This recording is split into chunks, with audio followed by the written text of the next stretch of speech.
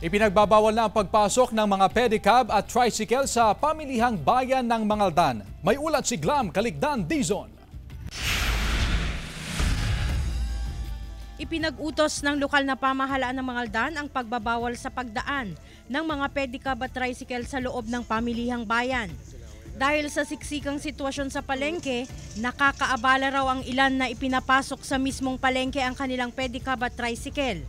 Peligroso rin ito sa mga mamimili. At upang tiyakin ang pagpapatupad nito, binuo ang Anti-Colorum Task Force na kinabibilangan ng mga TODA President sa bayan. Pinagbabawal po namin ang ipasok ang pedicab at saka tricycle garong dahil nga ho sa dami ho ng mamimili natin.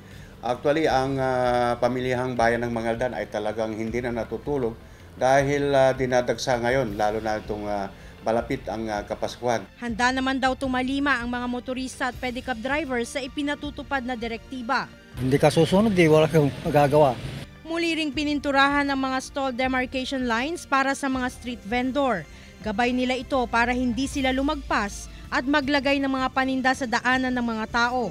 Ito ay bilang paghahanda sa dagsa ng mas maraming mamimili ngayong Kapaskuhan. Naku, mayroon pa rin.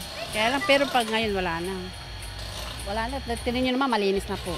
I-priority po natin yung ating mga mamimili. Mag-ingatan nyo po sila kasi sila ho rin yung buhay natin at bisita ho natin sila, lalong-lalo na gagaling sila ng Sampabian, Mapandan, San Jacinto, Manawag.